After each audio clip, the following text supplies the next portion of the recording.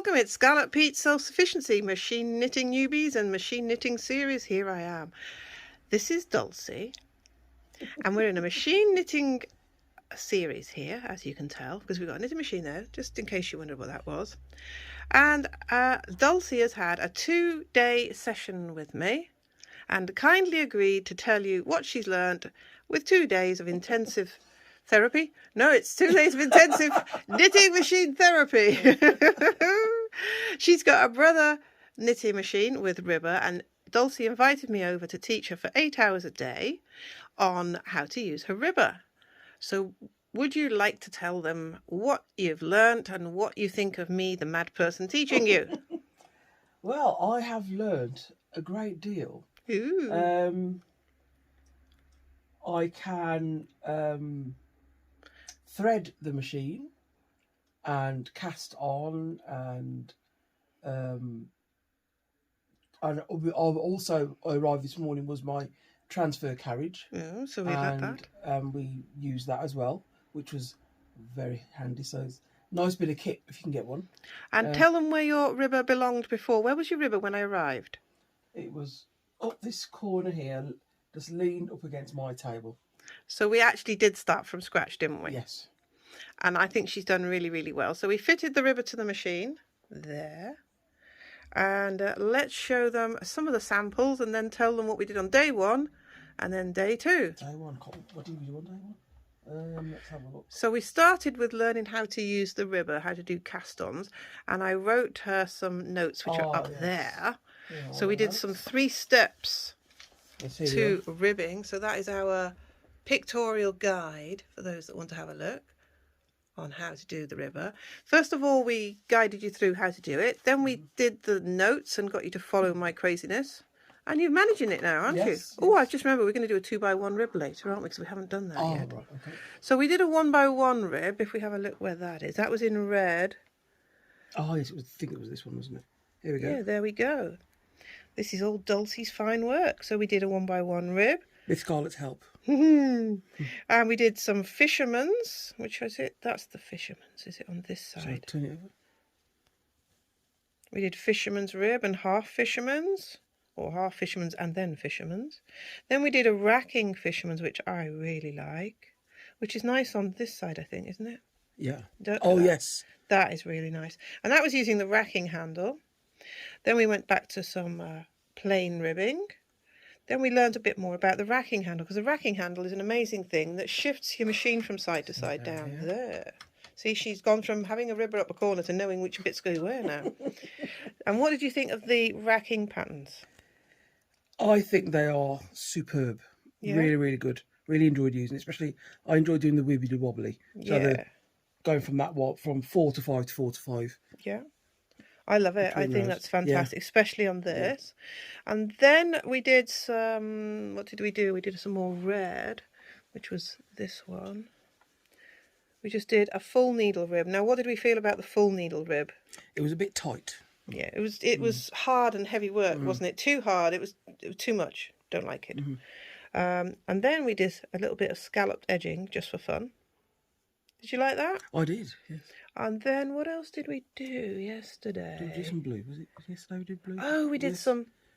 Oh yeah, we went round the we went round the corner because we went round the bend because we're a bit like that. So we did some holding position work on the ribber, didn't we? We did, yes. So that's putting it in hold and then going around the bend. Then we had a go at some buttonholes. Oh, there's a little tiny sample here somewhere. Oh, here we are. It's a bit unravelled, but there it is. Yeah, that was one buttonhole going across the work, showing the red stitches, how we cast it off. Then I remembered that there was a... Oops, there's a knock things up. The better one there, look, is using holding position, and that's what's that? Horizontal? No, vertical. There. Oh, I love this. Then we realised that Dulcie likes doing cables. There we go. So we showed what the ribber could do to cables. And what do you feel about that? Fantastic. Absolutely love it. We did some, what did we do here? Some lace work on the ribber. Yeah.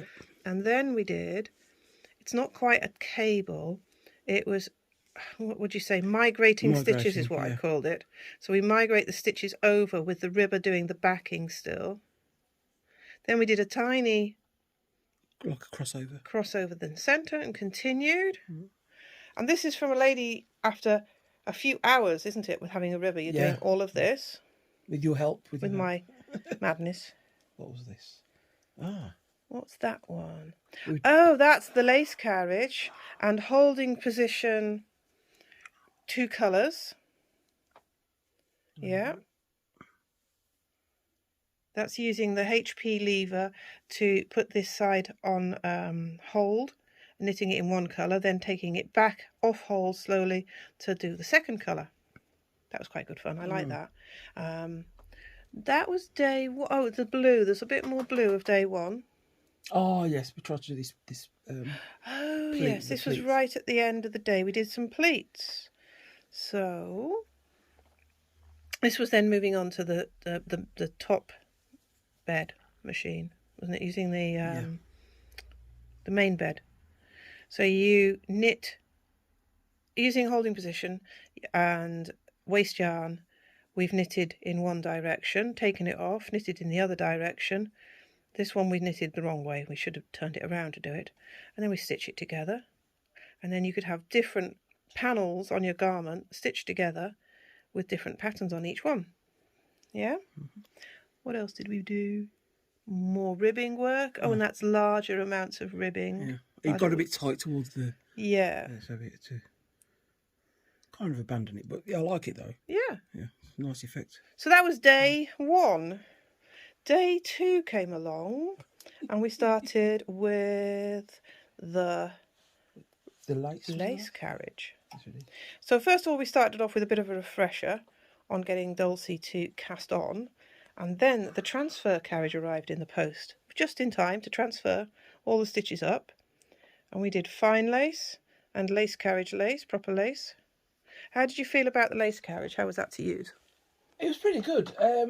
It can feel a bit clunky and a bit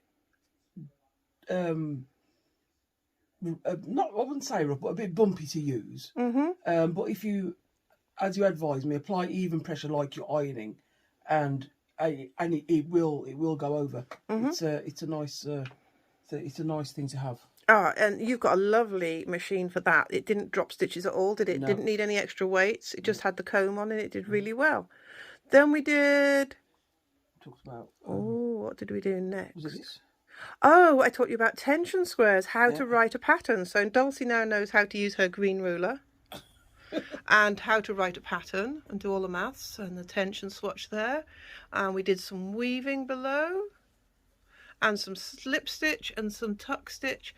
And then things got dirty. What did we do? We stripped. I wasn't expecting that. We stripped the machine. The machine. Oh my goodness me. The machine. Dulcie's husband's wondering what we're talking about. So we got the knitting machine and cleaned it down with surgical spirits, stripped out all the needles, vacuumed it. And how did that make you feel about getting to the knitting machine like that? Much better.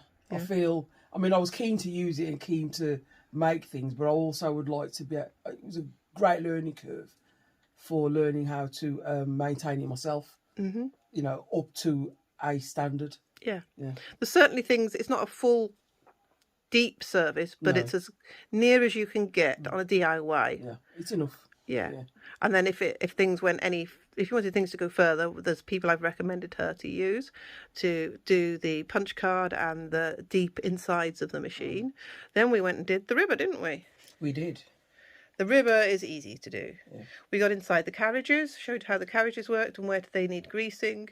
And how does it feel to use the machine now after the clean? Did it feel dirty before you started? Well, the ribber was particularly because it was up the corner. Yeah. The machine itself, I use it on a regular basis, and I dust it off and things, so it wasn't too bad. But now it's just gliding. Yeah, it's just gliding. It's made such a big difference. You were shocked, weren't you? Because you've got like some health problems that makes it difficult to do heavy work, and now it's totally different. It's much easier. Oh, you know what we forgot? The main star piece. Well, I've got these. No, that piece The there, pockets? look. Oh, this The one. blue one, the steaming. Oh, yes. Oops, as we drop things. We did some steam skirt effect, pleats. That was fantastic, wasn't it? Show the hem bit. We've covered a lot, haven't we? We have. More than I realised. Yeah. So after we'd cleaned down the machine and put it back together, we've had a little play. And what have we done this afternoon? We have done some more Beading. ribbing and some beading and a little pocket. Oh, show the pocket. Isn't that a cute little pocket, everybody? And then we did fringing. Yes, we did. Here we are. Yes. Oops. It's stuck on everything. There we go. Yeah. So the fringing there. And then we did a little bit of hand tucked manipulated stitches that is just 2 colours, fantastic. And on the back it's got like a ripple effect. We did some tucks. What did we do on the top? Oh, look, we did. Oh yeah, lace hole. The holy work, which isn't really lace. Against my top, I might see it. Yeah. I mean, maybe we should turn it around. Actually, it's that way. Okay. There we go. Look, see. Sort of a wine glass those are the bubbles of the champagne, I think, on the top. That's sort of hand transfer. And then was there one more? Oh, we did some fringing, a different style of fringing.